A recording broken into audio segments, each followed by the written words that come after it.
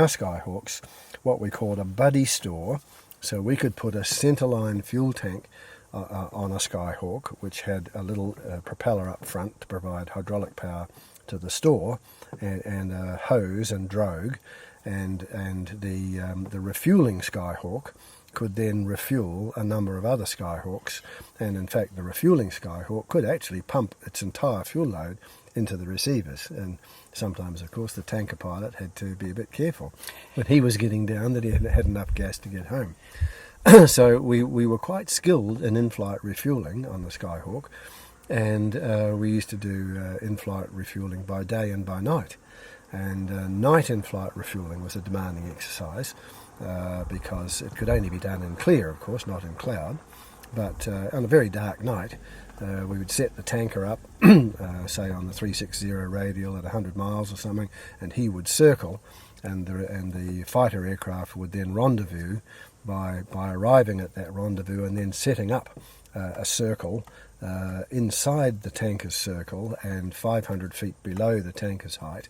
And then you'd do a slow stern chase until you acquired the tanker visually and came up behind him, and then it needed to be a very careful step-by-step process to get 4 Skyhawks onto the tanker one by one, and then off the tanker and out to the other side holding until all 4 Skyhawks had been refueled in the dark. A very challenging exercise. But it was one of our RNZAF skills in flight refueling. So, excuse me, to get to Hawaii, as I recall, the squadron flew Hakia to Fiji, Fiji to Kwajalein in the Marshall Islands, and then the Marshall Islands direct to Hawaii, which is about 2,000 or even 2,200 nautical miles. So a very long leg, and they needed 2 refuels to get there. And if they missed either refuel, they wouldn't get there. So right out in the middle of that sector, Marshall Islands to Hawaii, there was a tiny pinprick of an island called Johnson Island, super secret American base. I believe something to do with space tracking and missile tracking and in the Cold War days. And but that was the only dot with a runway, and so of course we wanted to nominate it as a divert. And the Americans sucked their teeth and shuffled their feet for a long time, and eventually came up with a message that basically said, well, all right, Kiwis, you can nominate us as a divert, but if you land there, you'd better have a bloody emergency. So fortunately, we didn't need to do that. So that trip was the RNZAF's most ambitious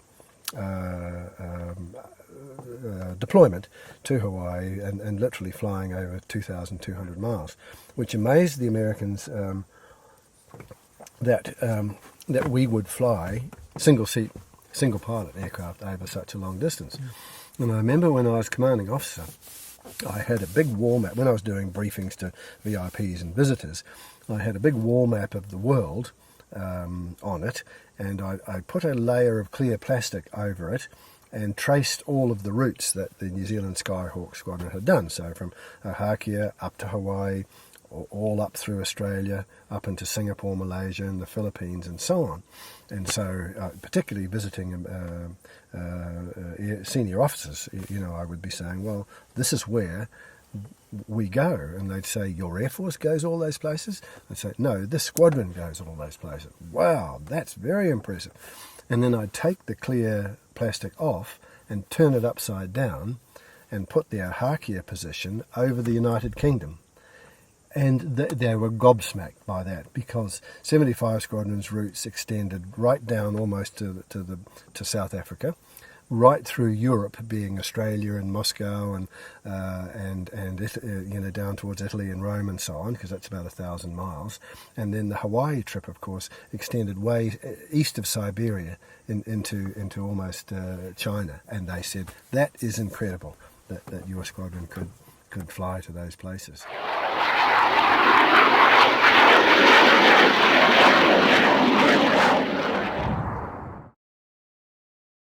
Hi, it's Bruce here.